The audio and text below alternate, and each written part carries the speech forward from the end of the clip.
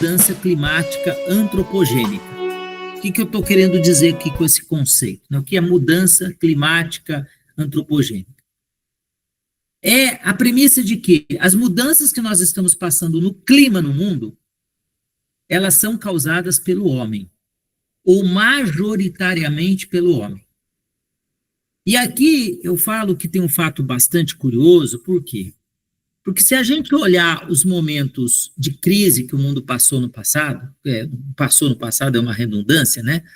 Mas se a gente for ver as nossas crises pregressas ao longo da história, a gente vai ver que a igreja sempre tomou uma posição muito conservadora e muito reativa, né, aos conceitos de ciência. Eu vou recuperar aqui um período que é a transição feudo-capitalista, né, a passagem do século XIV para o século XV, em alguns países já dentro do século XVI, quando, né, a ciência, por exemplo, começa o pensamento racional, o pensamento cartesiano, o pensamento científico, ele começa a se estruturar, e a igreja, de certa forma, ela impõe uma resistência a esse pensamento. Eu vou dar uma dica para a gente entender o que foi a igreja dos séculos XIV ao XVI. Tem um filme que eu gosto sempre de citar, que é o filme 1492, A Conquista do Paraíso. Um filme bonito, que já tem uns 30 anos já, que foi exibido pela primeira vez, e que o ator principal interpreta a figura do Cristóvão Colombo, que é o Gérard Depardieu, o artista francês. E então tem um momento que ele dialoga com a igreja e ele quer provar que a Terra é redonda, né? E que a Terra não é o centro do universo, mas o Sol que é o centro do sistema, e que a Terra é um planeta girando em torno do Sol. Então, e se a gente for ver na Inquisição, os posicionamentos oficiais da igreja ao longo da história, a gente vai ver que a igreja sempre foi muito reativa e muito negacionista em relação aos conceitos científicos. Então, o primeiro marco que eu gostaria de estabelecer aqui na nossa conversa é que essa encíclica, ela rompe com essa tradição, porque ela é uma encíclica que comunica ao mundo dos cristãos, ao mundo cristão, uma preocupação que é exatamente a mesma preocupação que a ciência. Então, a gente vê um Papa muito antenado, muito, digamos assim, comungando em muitos aspectos com as preocupações do mundo científico, né? Então, o que o Papa traz já em 2015? Ele traz para o âmbito da igreja a necessidade de todos nós cristãos nos convencermos que as mudanças climáticas que nós estamos passando não são processos da natureza, mas são processos criados e produzidos pelo homem na natureza. Então, fica muito nítida essa separação na encíclica entre o mundo da cultura e o mundo do homem com o mundo da natureza. Ou seja, o Papa chama a atenção pelo fato da gente estar rompidos com o mundo da natureza, produzindo mudanças no mundo da natureza, da nossa casa, né?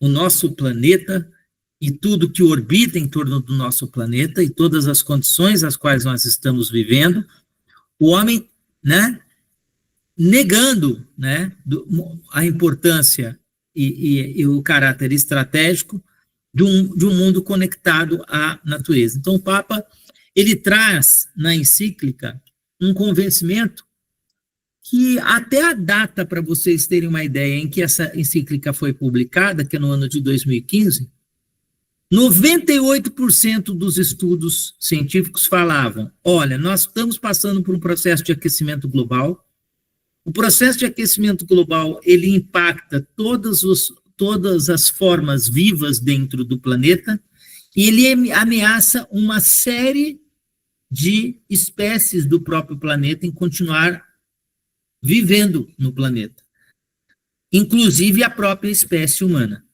né? Então, ou seja, há uma concordância aqui do Papa, né, ao escrever a encíclica, com o pensamento científico predominante.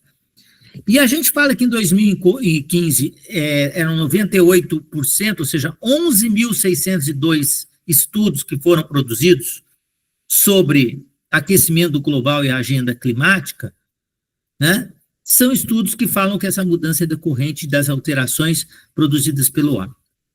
E aí uma conexão direta dessas mudanças com as políticas econômicas vigentes e com a política energética produzida por essas políticas econômicas e, é claro, pelos atores econômicos, né? Então, podemos mudar a tela? Agora, já indo mais num ponto mais direto da encíclica, a encíclica traz uma reflexão importante, que é a seguinte: a crise que nós vivemos, ela tem 4 grandes dimensões. Ela é uma crise ambiental, mas ela é conectada com uma crise econômica. Ela é ambiental porque ela ameaça o planeta. Ela é uma crise ambiental porque desta crise nós temos todas as espécies que vivem no planeta estão ameaçadas, mas ela é uma crise econômica porque, ou seja, ela é ambiental porque em decorrência das questões econômicas, de uma infraestrutura econômica. Ela é uma crise social e ela é uma crise também cultural, ou seja, da forma como nós nos relacionamos com o mundo. E aí, né, a encíclica ela convida a gente a pensar isso, essa crise ambiental, econômica, social e cultural, a partir de 3 grandes dimensões. A primeira, a degradação do meio ambiente. A segunda, o consumismo exacerbado, uma cultura consumista, uma sociedade consumista, e, é claro, em decorrência disso, a crise estabelecida, que é a crise climática. Então, aqui eu estou apresentando, então, para a gente fazer uma reflexão, a encíclica ela faz uma conexão muito interessante com essa tríade de dimensões, trazendo as dimensões econômica, social e cultural no mesmo plano. Podemos mudar? Muito bem. Quando a gente fala, então, por exemplo, quando a encíclica ela é produzida em 2015, o mundo já vive uma situação de consenso de que quase toda a crise ambiental ela se expressa através de múltiplos fatores, mas ela é decorrente de um fato que startou essa reflexão, ou seja, a temperatura da Terra está aumentando. E o aumento da temperatura da Terra engendra uma série de mudanças que ameaçam, como eu já tinha dito, a permanência do homem nessa Terra e de uma série de outras espécies que não suportarão essas mudanças. A Terra suportará essa mudança? A Terra como um todo, eu acredito que sim. A Terra veio antes do homem e ela continuará depois do homem. Agora, há muita dúvida se nós sobreviveremos a essas mudanças. Então, ou seja, e junto com a gente, nós levaremos inúmeras outras espécies se nós não tomarmos providências urgentes. Então, essa crise, ela parte de uma reflexão em torno do aumento da temperatura. E aqui eu faço uma consideração importante. Quantos graus fez em São José hoje, hein, pessoal? Quem pode falar aí para mim? 34. 34, eu não sei exatamente o pico da temperatura em cada lugar da cidade, mas eu acho que a temperatura média chegou a 34, mas a gente deve ter tido picos de 36, talvez 37 graus em alguns lugares da cidade. Isso porque nós estamos falando de uma cidade absolutamente arborizada, né? Nós estamos falando numa cidade que está aos pés da Mantiqueira, né? Que é certamente o principal remanescente de mata que nós temos aqui no Sudeste. Uma cidade que sempre, né? Ou seja, tem condições muito do ponto de vista climático. Aliás, São José se fez em virtude do clima, né?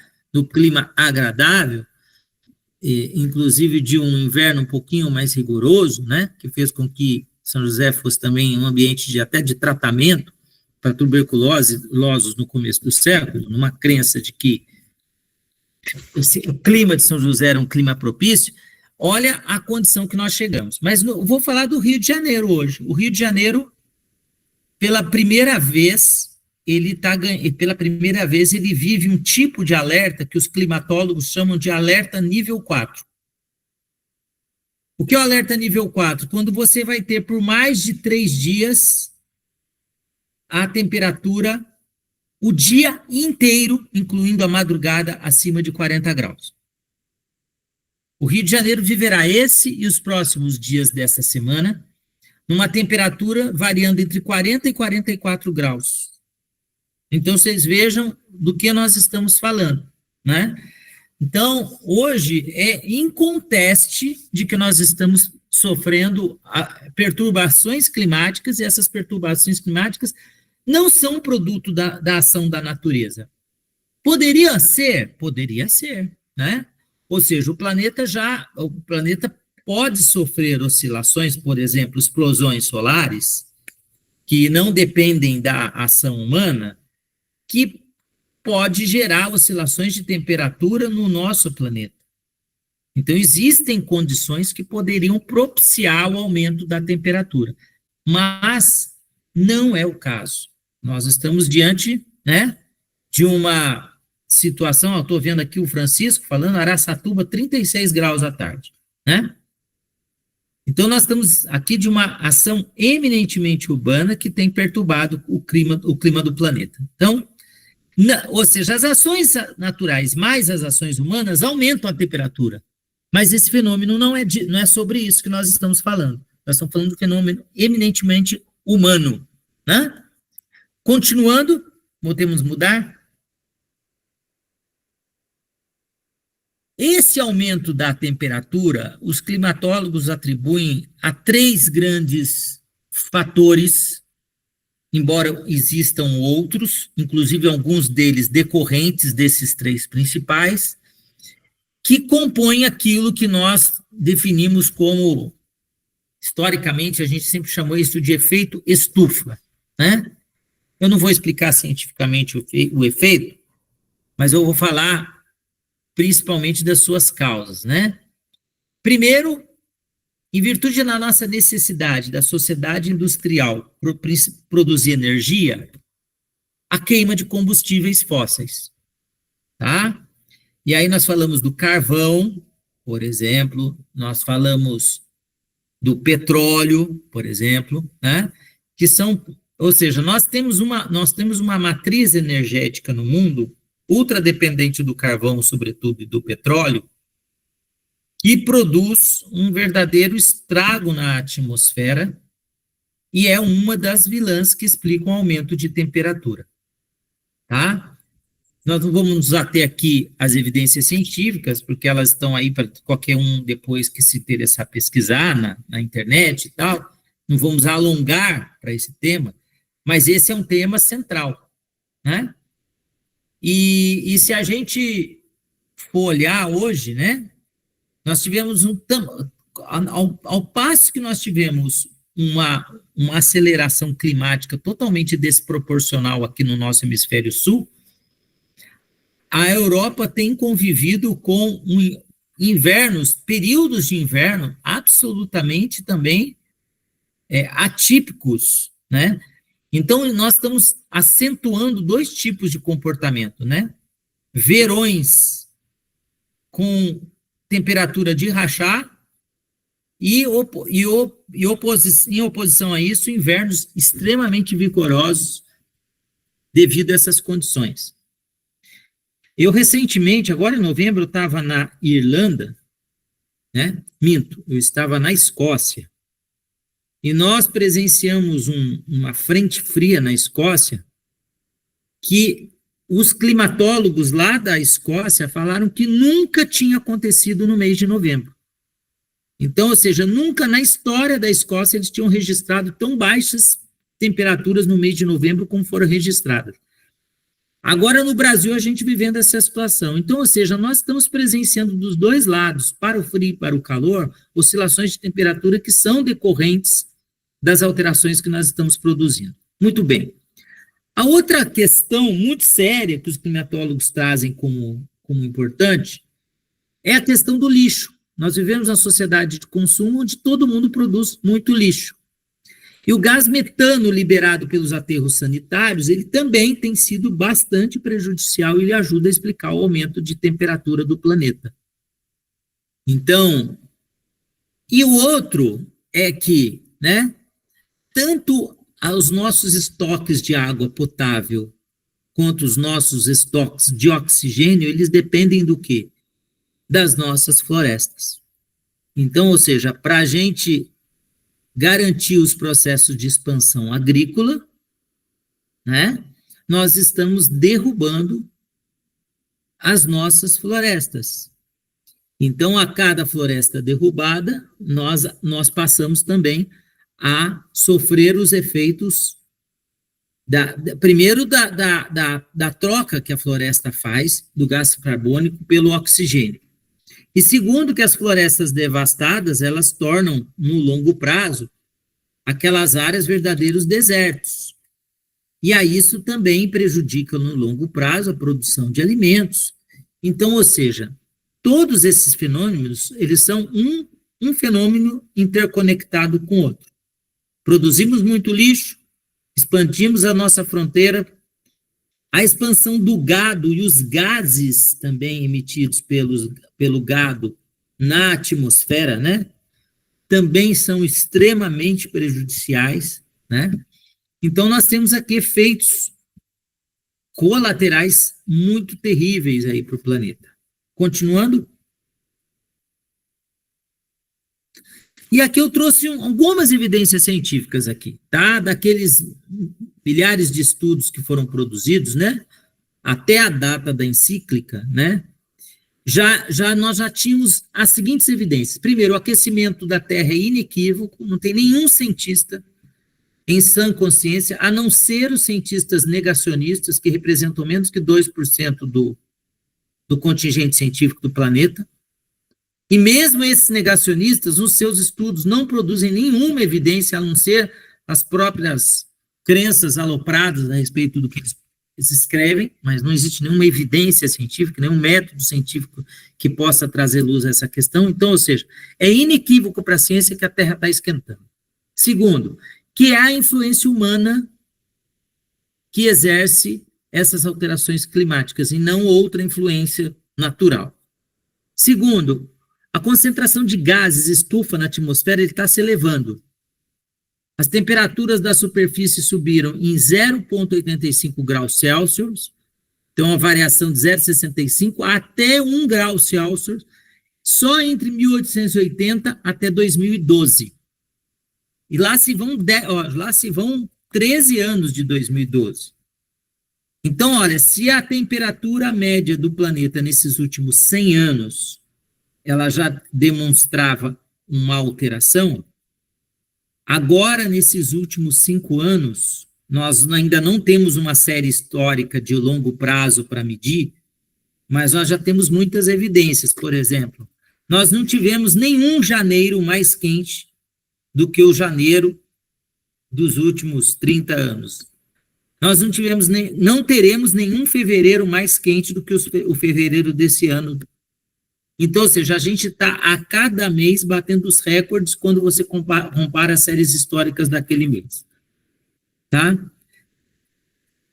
Cada vez que nós temos uma onda de calor, né, isso representa também uma ameaça aos oceanos, porque ele acelera o processo de degelo das regiões polares e o nível dos oceanos sobe. Então, cada uma das 3 últimas décadas sempre superou os níveis anteriores da temperatura e os oceanos, eles estão estocando 90% dessa energia do sistema. Então, muito gás carbônico, né? Então, à medida que o oceano aquece, ele vai perdendo a capacidade dele absorver esse gás carbônico. Então, a questão da água e dos oceanos é uma questão premente. O nível do mar aumentou 19 centímetros até 2010. E já há sinais e evidências de que ele continua aumentando. A Unesco ela soltou um estudo agora recentemente das cidades que vão desaparecer do planeta nos próximos 50 anos. Serão invadidas pelas águas dos oceanos. Inúmeras cidades e localizações no mundo. Né? Essa elevação ela pode chegar a mais de 80 centímetros até 2100. Né? Então, pensar 80 centímetros é pensar que toda a região do aterro do Flamengo, por exemplo, vai embora. Todos aqueles, né, tudo que se construiu ali, se a gente não tiver nenhuma alternativa, né, viável, nós vamos perder. Nós vamos ter impactos significativos da natureza na sociedade. Esses impactos estão aí, né? E as decisões tomadas nossas nesses próximos anos, elas vão ser definitivas, ou a favor ou contra uma piora que pode se tornar algo insustentável para o planeta para os anos subsequentes. Podemos mudar a tela? Então, o que o Papa cita lá na encíclica? O que ele traz? Ele traz as questões, ele traz a questão da poluição, das mudanças climáticas, da escassez da água, da perda da biodiversidade do planeta, ou seja, e os efeitos sobre os mais pobres e vulneráveis. Só para contextualizar a nossa região, que a gente vive numa região próxima da Mata Atlântica, só a gente subir um pouquinho ali de Santo Antônio do Pinhal, Campo Jordão, né? Esse pedaço nosso que está na Serra, na Serra da Mantiqueira, a biodiversidade da Serra da Mantiqueira, ela é responsável pela água que nós bebemos aqui no Vale. Não é? Nós temos cerca de 80 mil espécies ou microespécies a cada hectare de terra na Mantiqueira. 80 mil formas de vida por hectare nós temos na Mantiqueira. É uma biodiversidade incrível, inclusive bem maior do que a biodiversidade da Amazonas, né, da região amazônica. A região amazônica ela é expressiva pela vastidão, pelo tamanho. Mas em termos de biodiversidade, nós moramos numa região muito mais marcada pela biodiversidade. E é exatamente essa biodiversidade que garante o equilíbrio e fundamentalmente a produção da água que nós bebemos hoje. Né? A gente corre o risco de perder esses estoques de água, na medida que a gente destruir o pouco de reserva de água que nós ainda temos na nossa região. E a grande questão que o Papa, o ingrediente que a encíclica do Papa traz é que esses efeitos são mais sensíveis aos pobres e vulneráveis, né? Nós estamos aqui, sofrendo com uma noite de calor, né? Agora você imagina para a população pobre das favelas, que não tem nenhum telhado e que o sol bateu hoje o dia inteiro na laje, né? E que muitas dessas populações nem um ventilador tem. Vocês imaginem o nível de desconforto, né? Para não dizer os outros problemas, como os problemas de saúde, né? Decorrentes, a dengue que está batendo a nossa porta, né? Tudo é feito que tem alguma conexão com o mundo do clima. Vamos lá? Podemos mudar? Então, o que a encíclica nos traz? Tudo nesse planeta está conectado. E nós estamos desconectados. Nós estamos desconectados de nós mesmos, do nosso próximo, da Terra e de Deus. Né? Ou seja, a encíclica traz uma relação. Tudo está conectado e nós nos desconectamos. Né? Nós estamos vivendo de uma maneira fragmentada. Nós não estamos nos atendo, né, ao tamanho, um problema cuja dimensão representa a própria ameaça nossa enquanto espécie. Né? Eu tenho um amigo que esses dias me falou uma coisa que eu achei bastante interessante. Ele falava assim, nem o meu cachorro faz xixi, faz cocô na água que ele bebe.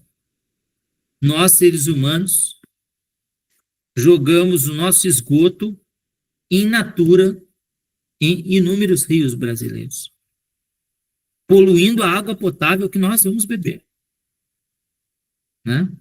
Então, a questão do saneamento básico, por exemplo, é uma questão tão premente no Brasil, né? O Brasil se orgulha de ser um país desenvolvido, e é, industrializado, e é, celeiro do mundo, produtor de grande parte dos insumos agrícolas consumidos no mundo, grande produtor de carne, né? Ou seja, a gente se orgulha de tantas questões no Brasil, mas é um país que tem uma boa parcela da população que não tem água e não tem esgoto tratado. Então, olha o nível da nossa desconexão, olha a gravidade do nosso problema. Podemos mudar? Então, trazendo já para um caminho para o fim, né, para encerrar a atividade, né, pelo menos essa primeira exposição, o apelo do Papa para a humanidade vem na encíclica através de 3 grandes eixos. O primeiro, ele convoca os cristãos para o compromisso com as futuras gerações. Na verdade, não somente os cristãos, mas ele chama a atenção do mundo cristão para que assuma, né, na defesa do meio ambiente, um compromisso com as futuras gerações.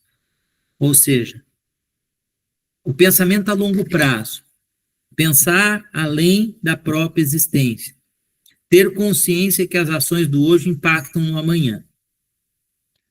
O segundo elemento, né, o apelo da encíclica para que a gente aposte seriamente nas energias renováveis, né?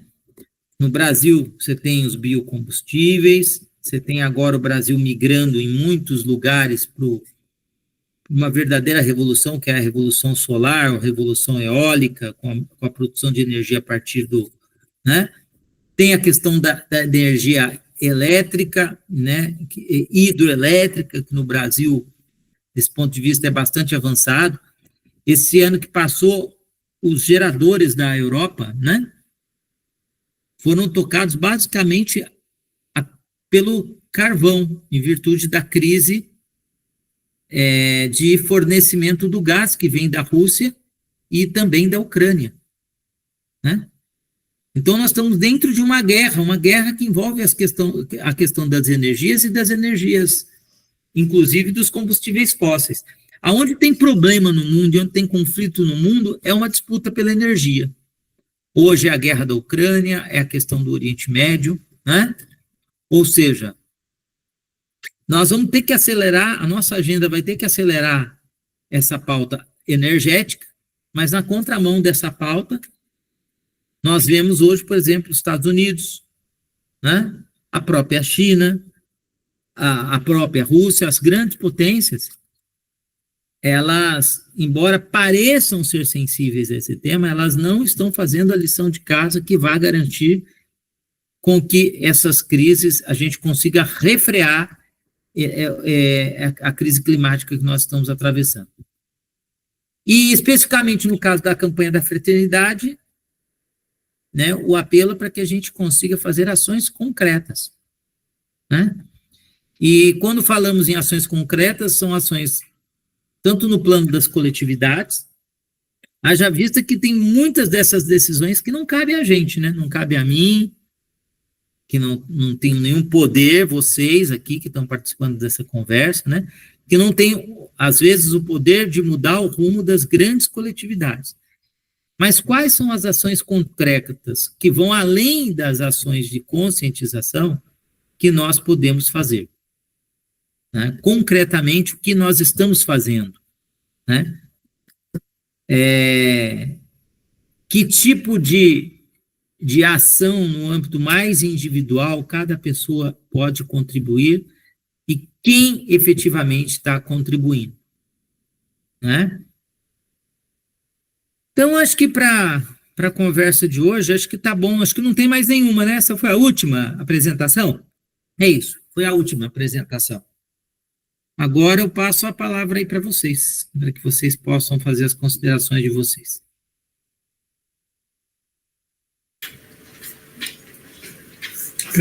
Então, muito obrigada, professora. Eu quero falar, assim, lembrar que aqui na nossa região, sobre essa questão, a gente tem a nossa luta contra a termoelétrica, né? Aqui em São José, alguns anos atrás, mudaram a lei orgânica, né? Para, no futuro, se quiser implantar, tem uma brecha na lei. E agora, aqui em Caçapava, essa luta contra a instalação da maior termoelétrica da América Latina. Então, é um absurdo sem fim. E daí, na campanha da fraternidade, que a gente está indo fazer as formações, né, nas regiões paroquiais, quase ninguém conhece a carta dos bispos, né, o Dom Orlando, de Aparecida, o bispo de Lorena, de Caraguá, de Taubaté e São José, escreveram uma carta chamando a atenção para essa questão, né? E pedindo a mobilização também, né? Para que não aconteça isso. E quase ninguém conhece. Então, é difícil mesmo. Não sei como está a campanha nas outras dioceses por aí, como que está a conscientização do povo, como está a recepção por aí. Mas essas ações concretas, além da conscientização, é difícil de a gente alcançar. Alguém aí que está aberta a palavra, gente. Só se inscrever levantando a mãozinha. Vocês me ouvem aqui? Tá? Eu estou na biblioteca. Eu vou falar um pouco baixo, mas vamos lá. Parabéns, viu, professor? Apresentação. Aí, o nível do senhor é internacional. Uma honra o senhor estar aqui. Uma honra para nós o senhor estar aqui conosco, viu? Muito obrigado. Eu gostei que o senhor posicionou bem aquela história das caravelas, do Colombo. Tudo aquilo era tudo novo, né? Era estranho para todo mundo. E a gente está se encontrando, a gente vem falando da Laudato Si já há 10 anos, e ainda tem gente que fala que não tem sentido isso falar dentro da igreja. Eles até agora estão entendendo que realmente a ficha caiu agora, né? Que a mudança climática realmente existe, tudo. Mas nós, de igreja, não é para estar tocando nesse assunto, não é para estar... É para estar com o terço na mão e rezando aí, fazendo orações. Não é para estar engajado com essas coisas. Então, é uma dificuldade muito grande, essas coisas. Mas, enfim, eu coloquei no texto, se o senhor quiser falar sobre uma posição sobre isso, o que eu acabei de falar, eu não sei nem se o senhor é católico, não lembro. Sim, sou. Então, é isso. A dificuldade que quando a gente vem falando, parece as pessoas torcem o nariz, tá? Já me deram as costas, padre já virou as costas para mim quando eu fui falar sobre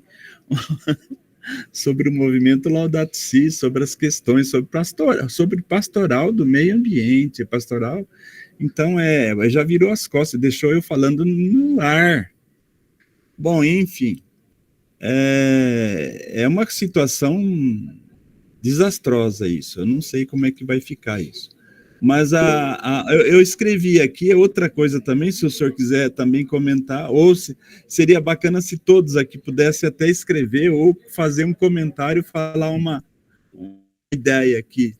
Eu coloquei assim, parabéns pela apresentação, eu acho que já não se pode falar em mudança climática.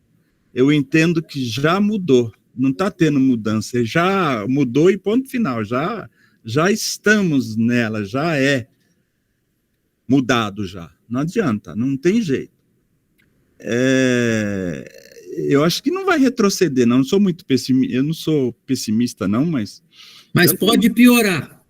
Infelizmente, isso que não pode. Eu acho que não vai retroceder e não vai voltar, não, o que era antes. Mas, em todo caso, eu entendo que já mudou. Deveria ter um outro nome. O senhor saberia dizer um outro nome? Ou alguém aqui quer escrever ou falar qual nome deveria ser chamado essa situação que está agora, sabe? Mas é uma ideia. Enfim, é isso aí. Obrigado pela sua participação aqui no meio de nós.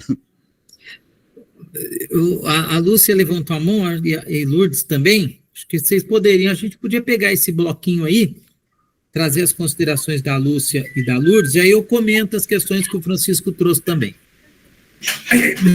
Sou eu aqui, o professor, que levantou a mão. Nós estamos dividindo a tela aqui.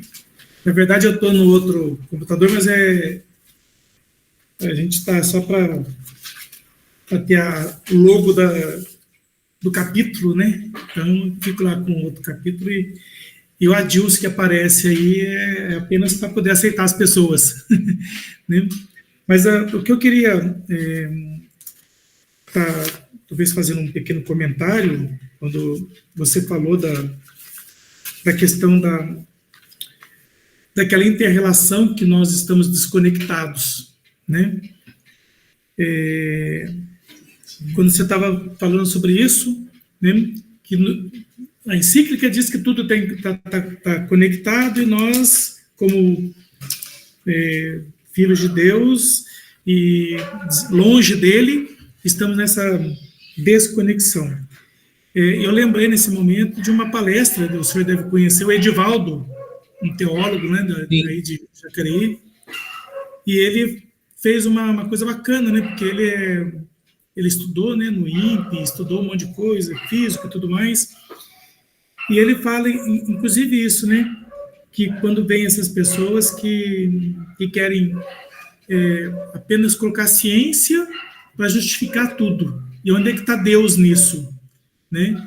Até o momento, até hoje, ninguém conseguiu dizer que Deus não existe. Não conseguiram fazer essa prova científica ainda, né? E aí ele comenta que o seguinte, quando ele estava nos estudos, ele falou assim que a teologia diz quem fez tudo isso, que é Deus. E a ciência diz como Deus fez tudo isso, né?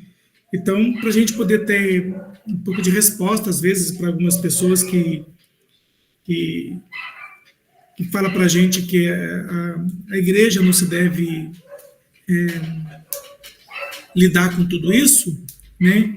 É essa união que você falou, que o Papa Francisco trouxe, de trazer a ciência para dentro da igreja, de trazer não para ser um divisor de águas, mas sim para unir forças, né? Como Edivaldo coloca, né?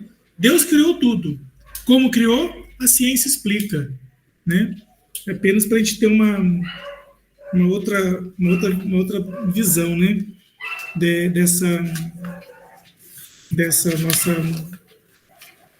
defesa da encíclica, né?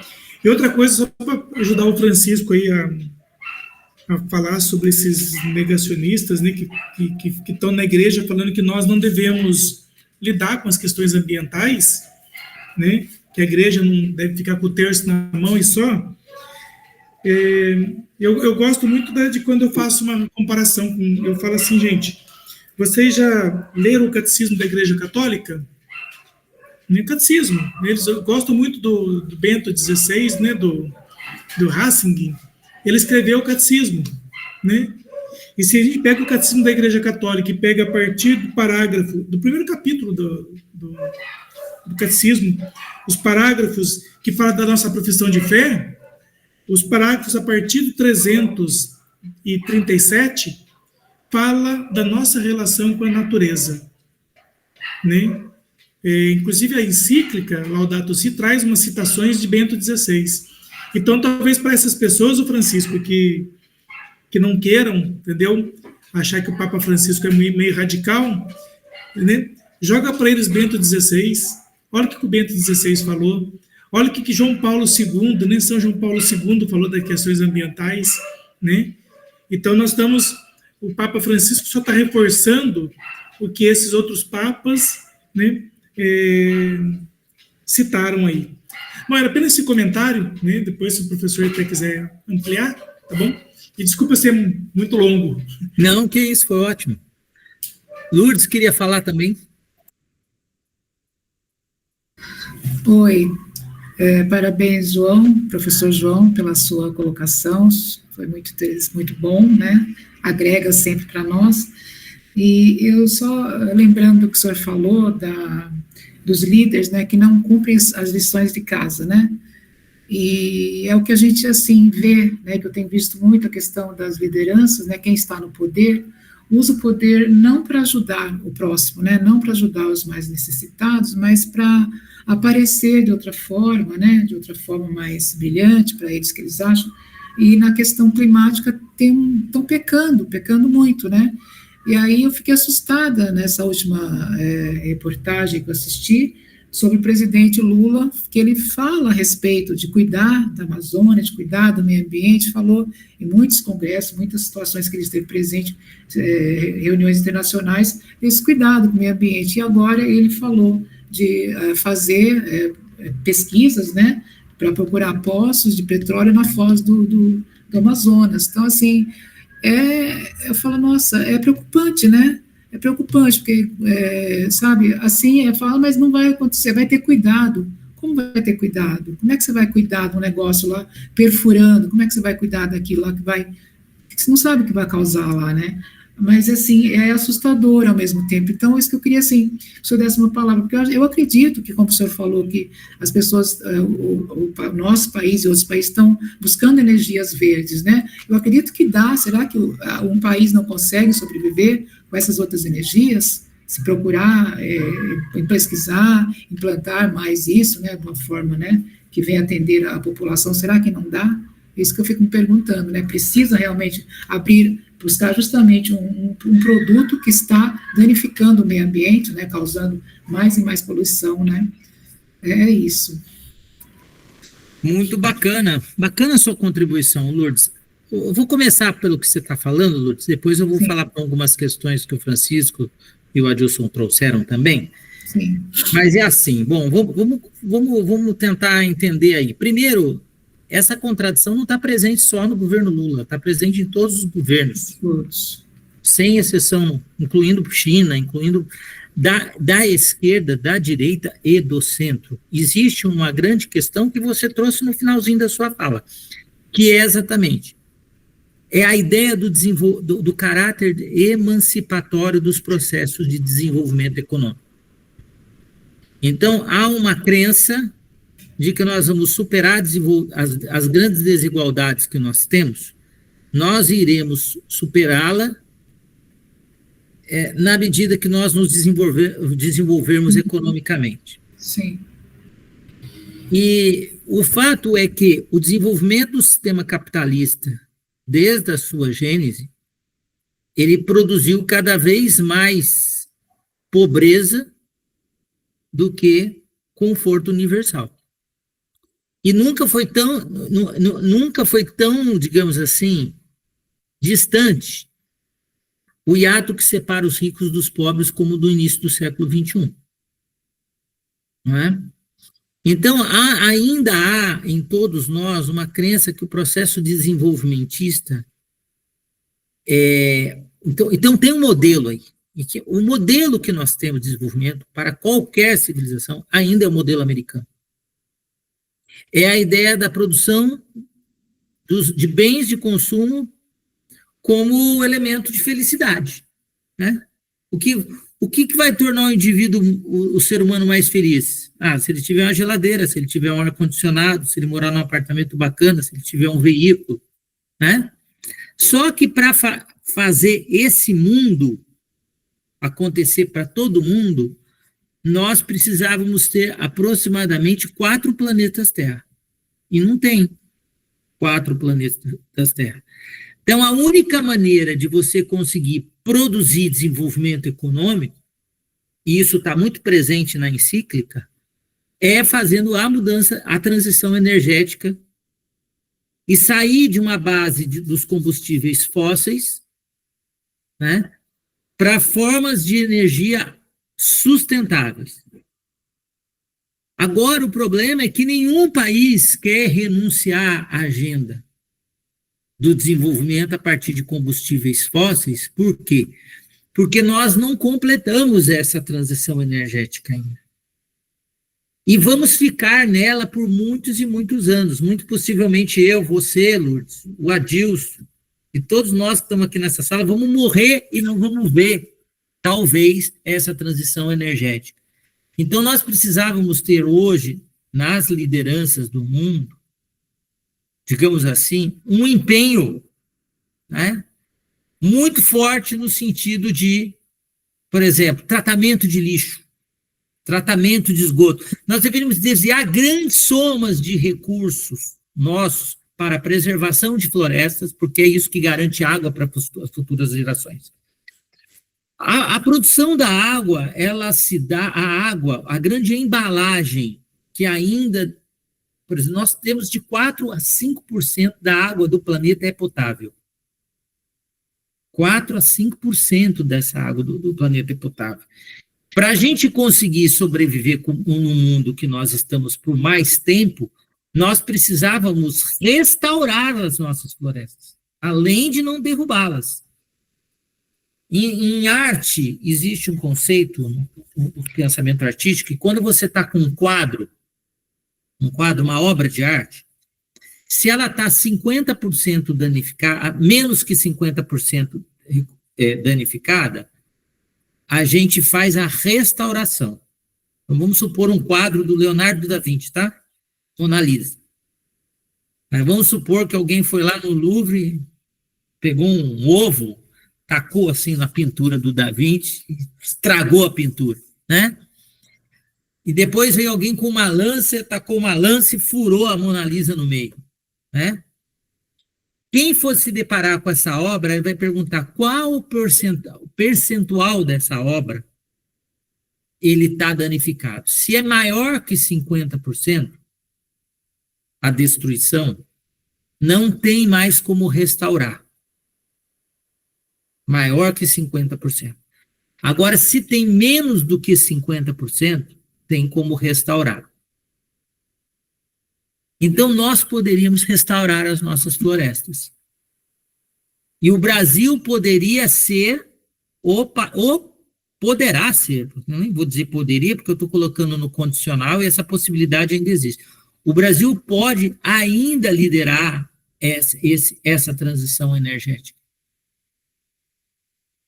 Né? Pode ainda, por quê? Porque nós temos capacidade, por exemplo, algumas regiões da nossa Mata Atlântica podem ser restauradas a partir de conhecimento científico, né?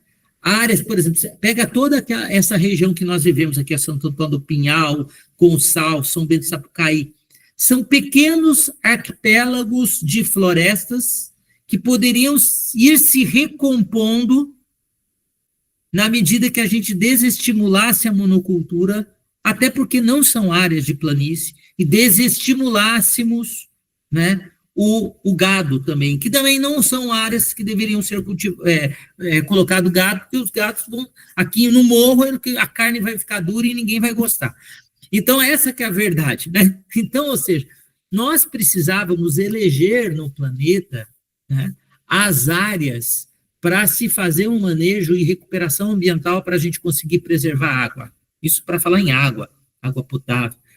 Se a gente quiser, por exemplo, resolver o problema dos combustíveis fósseis, nós vamos ter que apostar em outras formas de energia renovável para os nossos veículos, mas nós precisamos, na verdade, apostar no transporte coletivo. Nós não podemos ter uma sociedade onde todo mundo tem o seu carro pessoal e todo mundo vai de carro, né? Deixa eu só ler, eu preciso daqui a pouco ligar, deixa eu ver quanto que está a minha bateria, que está dizendo aqui, não, ainda tem um pouquinho. Depois eu tenho que ligar rapidinho aqui o fio aqui. Mas para concluir meu raciocínio, nós joseenses aqui, vamos pensar aqui, o que é a coisa que o joseense mais se orgulha? É do seu anel viário, não é? Porque ele permite você ir e voltar para qualquer lugar dentro do seu carro pessoal, sem você ter que usar a dinâmica de um transporte coletivo. Ambientalmente não está correto esse raciocínio. Ambientalmente, o nosso raciocínio é usar os carros aos finais de semana. Né? Por exemplo, você pega países realmente desenvolvidos do ponto de vista ambiental, a Holanda, né, é um caso clássico. Os carros não estão mais nas ruas como eles já estiveram, a não ser em algumas capitais, como Amsterdã e tal, mas a maioria das cidades pequenas, elas já estão sendo pensadas e ordenadas a partir de uma lógica que é o transporte a pé, o deslocamento, o uso dos aplicativos, né? O uso, para nós, o uso do Uber, do 99. A maior contribuição que nós poderíamos dar, por exemplo, é usar menos os nossos veículos. Então, tem decisões que são decisões dos políticos, mas tem que ter decisões que tem que ser nossas. Né? Por exemplo, a gente não pode mais, hoje, autorizar nas grandes cidades apartamento com 3 vagas de garagem. Porque a gente está estimulando a indústria automobilística. Quando a gente vê, olha, eu vou falar do presidente Lula, que é uma pessoa que é uma grande liderança do mundo, uma liderança que eu admiro, por sinal, né? Mas, quando o presidente Lula fala que quer que todo brasileiro ganhe um dinheirinho para poder comprar o seu carrinho, nós estamos fazendo um discurso conservador, não é um discurso libertário. Nós temos que nós temos que garantir um transporte coletivo de qualidade, porque se todo mundo tiver o seu carrinho, nós não vamos ter o nosso planetinha.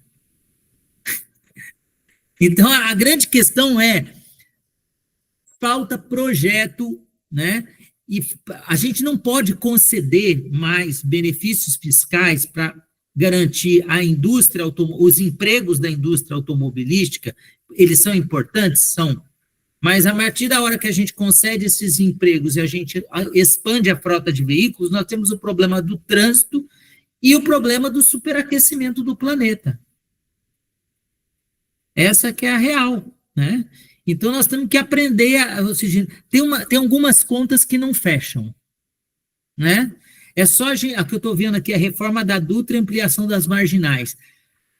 A gente só está ampliando a nossa malha viária. Por quê? Porque está aumentando o número de veículos, está aumentando o impacto ambiental decorrente dessa indústria. Nós teríamos que arrumar empregos hoje, como a Alemanha, por exemplo, está buscando algumas alternativas, para pegar o lixo que foi já enterrado, desenterrar e ainda fazer o quê? Usina e transformar esse lixo em novos produtos. Né? Então, ou seja, a gente tem que encontrar uma pauta que é a pauta da demanda antiprodutiva. E nenhuma liderança no mundo quer hoje encarar essa pauta. Nenhuma. Nem de esquerda e nem de direita. Por exemplo, se a China continuar no nível de desenvolvimento econômico que ela está querendo impor ao mundo, a China vai, tal qual os Estados Unidos, acabar com o planeta. Se o mercado da China continuar crescendo e se expandindo na forma como ele está se expandindo, e a gente não conseguir gerar uma matriz energética para suportar esse novo processo de desenvolvimento econômico, o planeta vai acabar. Então, assim, há uma crença no desenvolvimento que precisa ser relativizada. Eu acho que é essa que é a grande reflexão que está presente na Laudato em si. Quando o Papa fala assim, ó, existe uma questão intrínseca e que é do ser humano e da cultura, é o consumismo, não é? É o consumismo. Espera um minutinho só que eu vou precisar colocar aqui a minha fonte de energia aqui, peraí. Porque senão, sem energia também não funciona a live, tá vendo? Ó a contradição. Enquanto isso, eu vou fazer um comentário. Esteve aqui do SOS Mata Atlântica. Semana passada, nós fizemos um plantio numa reserva, onde eu tenho meliponário. Plantamos lá umas árvores, umas mudas, e o técnico da SOS Mata Atlântica estava explicando para nós que a palavra correta é restauração. Quando nós vamos recuperar uma floresta lá, uma área degradada que era uma floresta, para fazer uma reserva lá, é restauração. Reflorestamento está sendo utilizado para fins comerciais, de coisas que vão depois, no futuro, cortar de novo, né? Cortar eucalipto, essas coisas. Francisco, você trouxe essa questão. Quando a gente fala em restauração da floresta, é porque nós não estamos trazendo as árvores de volta. Nós estamos trazendo todo o ecossistema que precisa estar ali naquele contexto. Então, você fala, quando a gente pega, por exemplo, às vezes a Companhia Votorantim de Celulose e Papel, ela fala, nós estamos reflorestando. Eles não estão reflorestando, eles estão fazendo monocultura de pinos. Isso. Hoje, por exemplo, você entra numa área verde reflorestada de eucalipto, a biomassa dessa área é menor que a do deserto de Saara. Nem passarinho tem ali. Deserto verde, que é chamado agora, né? Nem passarinho frequenta. Não. Então, sim. Ou seja,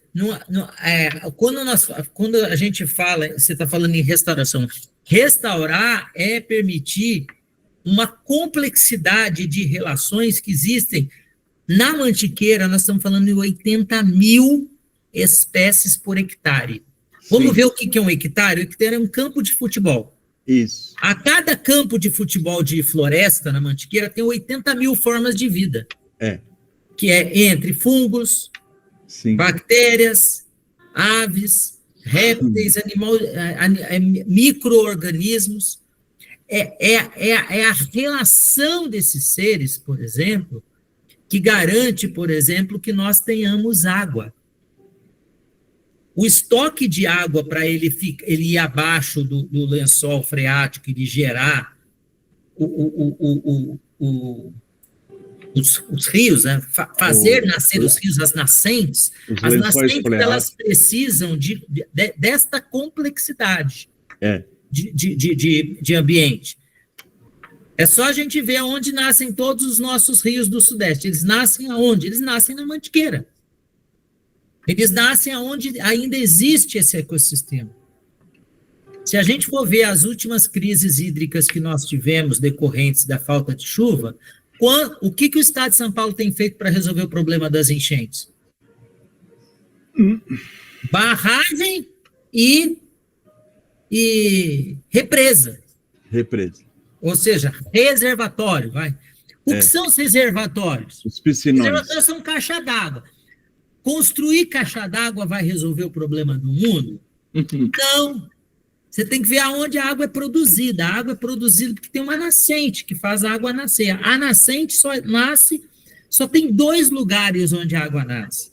Nos lugares que tem o degelo, nas altas montanhas, aí a formação do gelo que derrete e desce. Quem foi para Mendonça, por exemplo, na Argentina, vê que lá os sistemas de irrigação, eles são utilizados do processo de degelo. No Chile, em Santiago, a mesma coisa, né?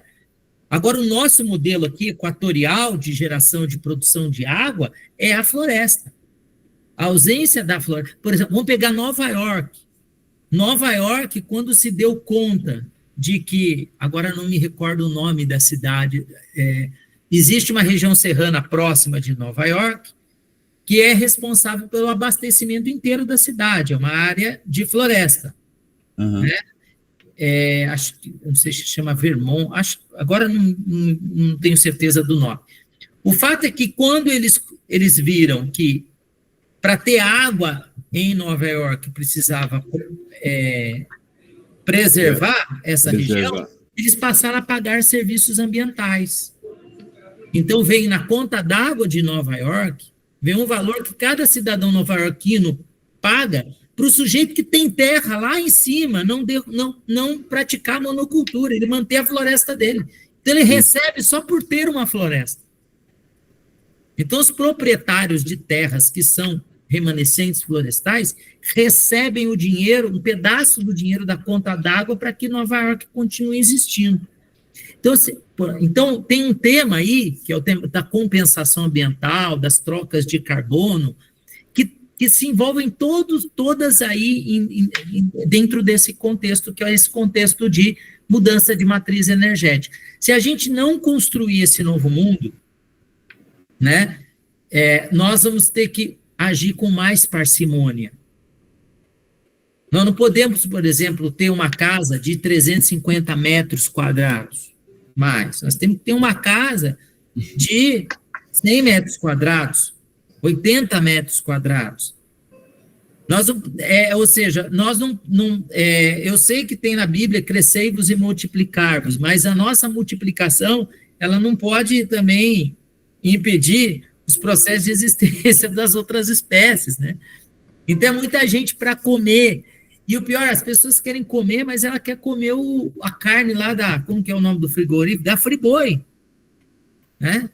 Agora, você imagina todo mundo querer comer uma picanha, né? Eu vou abaixar o preço da picanha, não é isso que o Lula falou?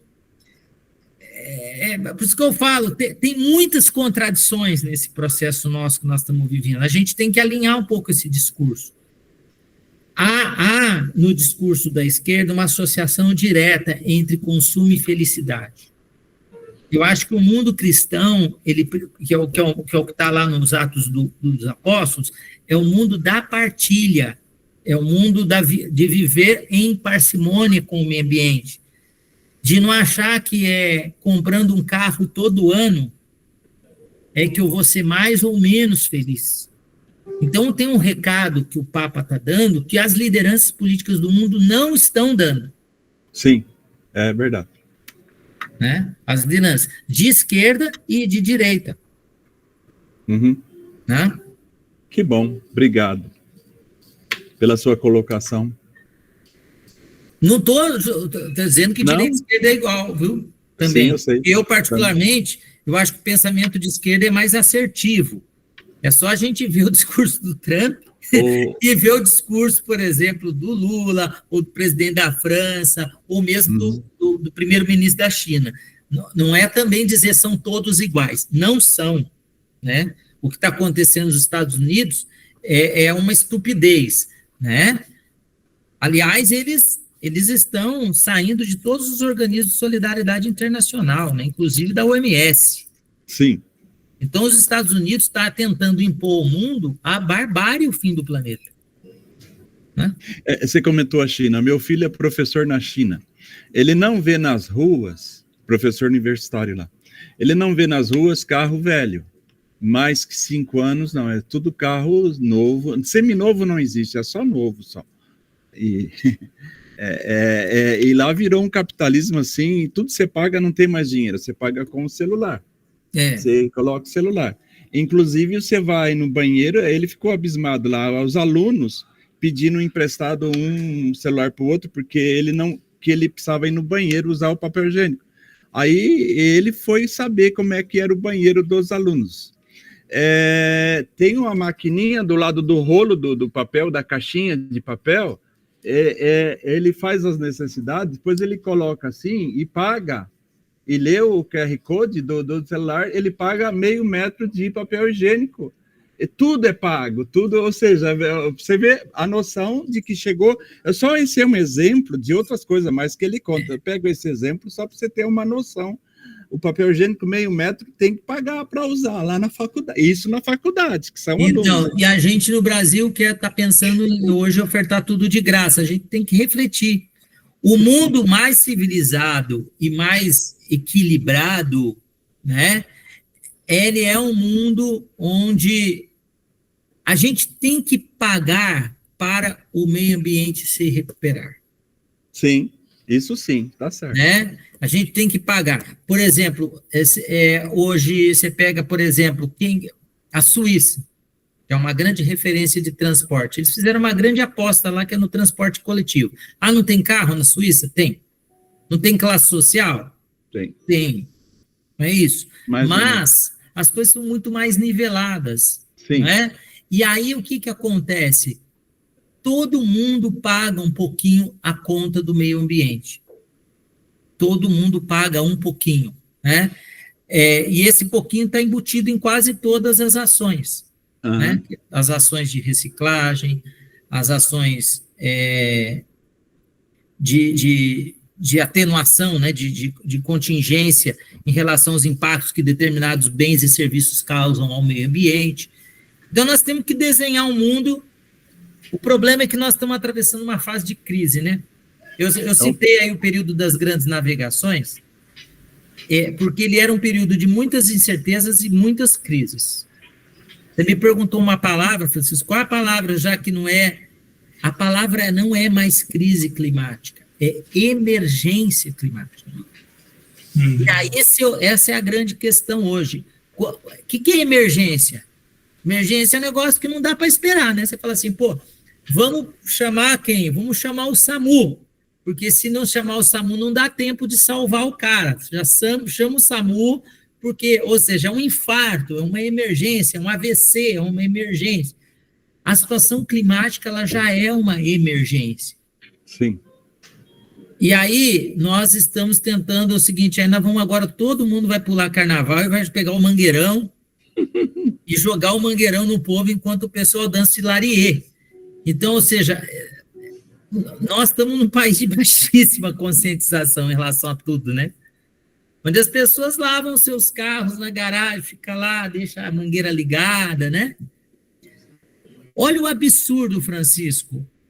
Qualquer empresa de água no mundo hoje é pública, porque a água não pode ser um negócio. O Estado de São Paulo comemora o fato da Sabesp entrar na Bolsa de Valores e ser uma empresa de capital privado, de capital aberto. Sim. O mundo inteiro civilizado publicizou a empresa de saneamento. Por quê? Porque uma empresa, se você tem uma empresa cujo principal produto é a água, você concorda comigo? Quanto mais você consumir, mais eu ganho? Sim. Então, esse troço não pode ser privado, ele não pode ser objeto de lucro. Ele é o contrário, ele tem que estar na mão do governo, e o governo tem que fazer o quê? Conter o consumo. Administrar. Todo investimento e o lucro tem que ser para diminuir a perda do sistema, para investir na conscientização, para que as pessoas cada vez consumam menos, para usar parte do capital para construir cisterna, outros reservatórios. Aqui a lógica é diferente. Nós estamos o quê? Nós estamos transformando a principal empresa de saneamento numa empresa privada. Sim. Né? Enquanto o mundo inteiro está fazendo um movimento reverso. Né? Está transformando isso num recurso público. A água é de domínio público. Né? Então é isso. Deixa eu só aproveitar aí, quando vocês estavam falando da questão financeira, né, dos gastos aí, eu lembrei aqui que nós temos também uma campanha da fraternidade que está acontecendo. Domingo de Ramos é a coleta nacional de solidariedade, e aí a gente se pergunta, né, o que fazer com esse dinheiro que vai, às vezes, para Caritas? Que projetos nós estamos pensando, né, para que com esse dinheiro possamos usar nas questões ambientais? Então, será que estamos pensando em projetos de recuperação de córregos, né? Projetos de arborização, né? É claro que talvez a grande verba não vai ser suficiente para muita coisa, mas eu acho que é muito simbólico se essa verba da campanha da fraternidade ela viesse para causas, né, que fosse assim, né, que fosse para esses gastos, né, não chamar gastos, né, porque não é um gasto. Ou pequenas ações, Adilson, de reconhecimento. Exatamente. Pequenas ações de reconhecimento. Eu vou falar para você de uma situação que eu vivo aqui no nosso bairro, você está no mesmo que o meu, né? Tem uma parte do contingente populacional hoje que vive da reciclagem. Sim. E aí eles passam nos nossos lixos aqui, o que eles fazem? Eles reviram o nosso lixo para pegar uma PET, para pegar uma latinha, né? Que reconhecimento nós, cristãos, temos para essa população que está entregando muito mais do que a gente está entregando diariamente pelo meio ambiente. Eu fico envergonhado quando eu vejo um cara desse, com um poder aquisitivo muito mais baixo do que eu, fazendo e entregando muito mais do que eu entrego para a sociedade. eu me sinto envergonhado, entendeu? Esses dias eu fiquei envergonhado, falei, puxa vida, eu tenho recursos, tal, aqui, né? E vejo esse sujeito com uma pequena ação que levanta tão pouco dinheiro, entregando tanto para esse coletivo, para essa sociedade. Verdade. Né? Então, às vezes, não é nem a gente falar assim, não vamos fazer uma grande ação, mas vamos reconhecê-los, pelo menos. Sim. Vamos, né, vamos chamá-los em algum momento para dentro das nossas igrejas, mas não para conversão, porque eles estão mais convertidos do que a gente, né? Sim. Aqui nós temos, aqui na diocese, a cooperativa São Vicente, então, né, que fica aqui na paróquia Novo Horizonte, como é que chama? Bom, Novo Horizonte. Então, a encíclica trata dessa questão, o Papa ele tem um olhar bem interessante sobre isso. Tem uma parte desse processo que é macro-governamental, mas tem um pedaço disso aí que é mudança cultural, de mentalidade e de reconhecimento das pessoas.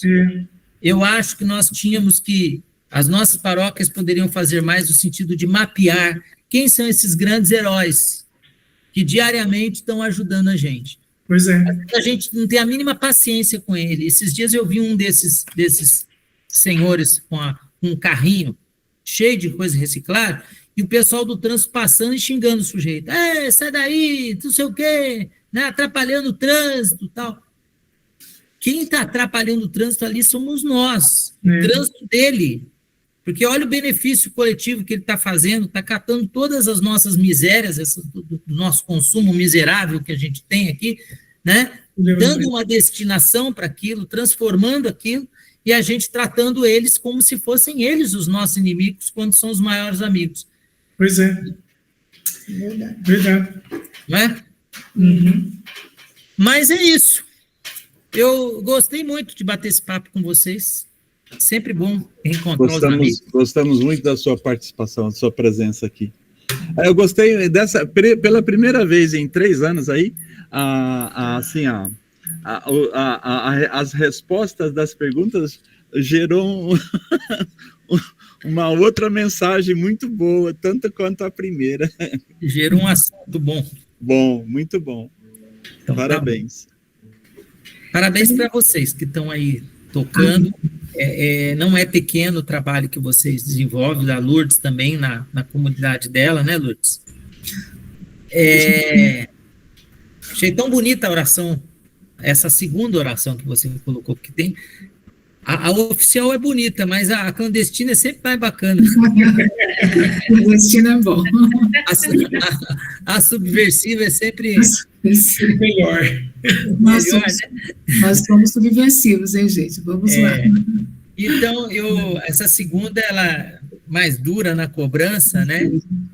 Mas tem uma coisa tem uma frasezinha que especificamente me tocou nessa segunda oração, que é da gente sair das nossas, mais ou menos as nossas misérias individuais. Sim.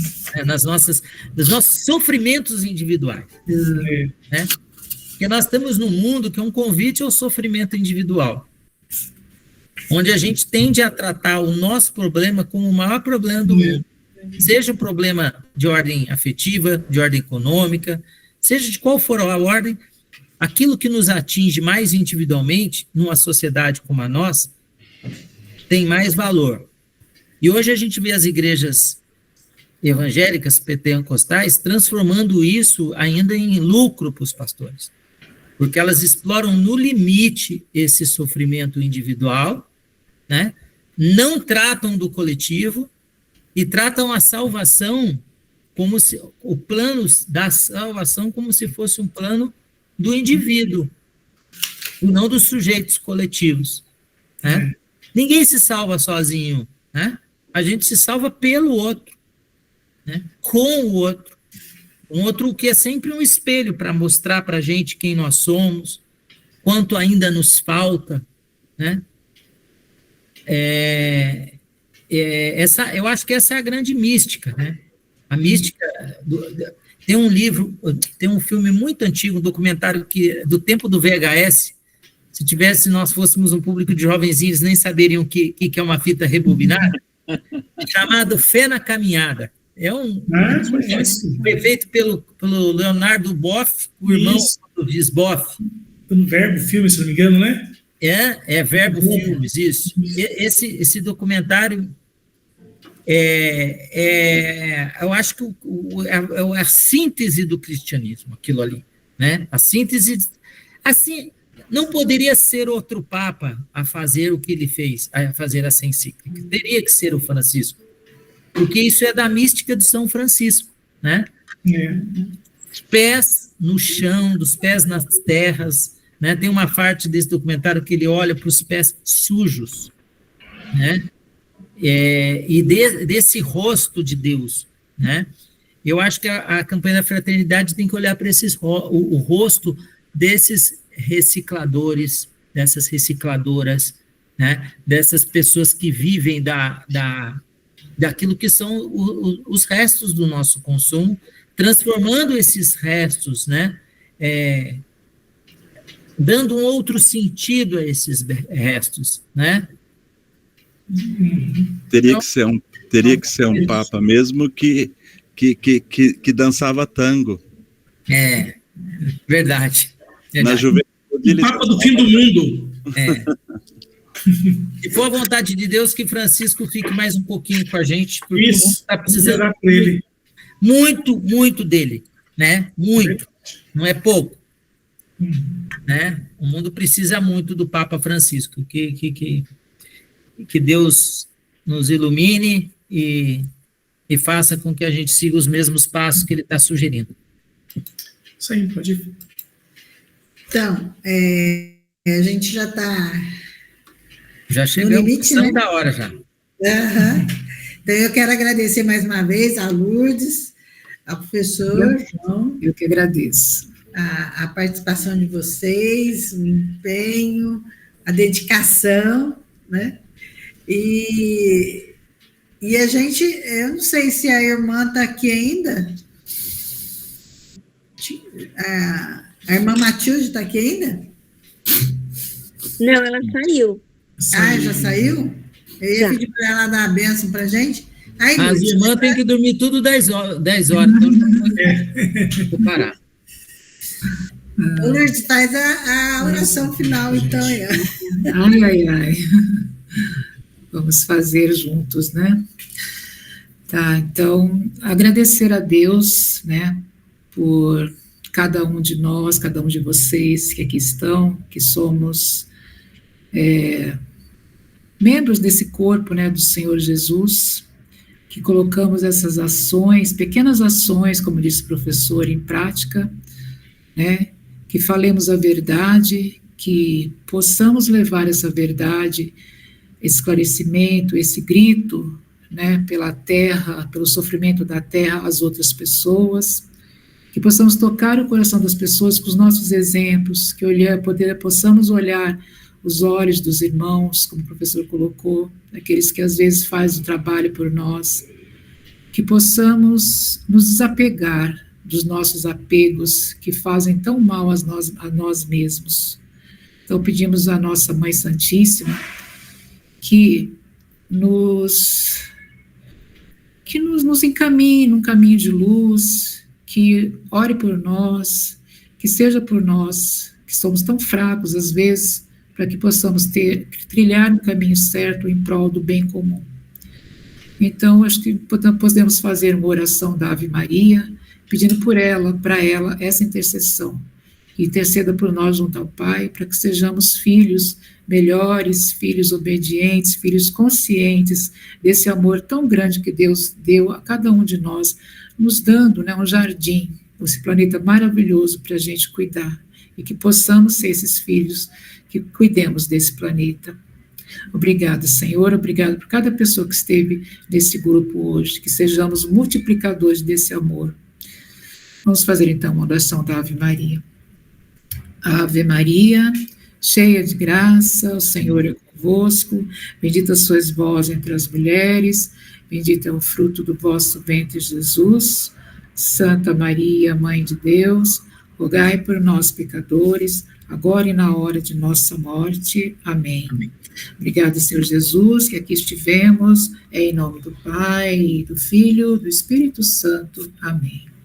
Amém. Obrigada. Então, gente, muito obrigada a todos aqui que participaram junto aqui com a gente. E mês que vem a gente tem mais. Parabéns, Obrigado. Lúcia. Parabéns, Adilson. Tchau para todo mundo. Tchau, viu? Obrigado, Beijo para vocês. Tchau, tchau. Só até a próxima. Tchau. Até Até mais. Obrigada, gente. Boa noite, bom descanso. Boa noite.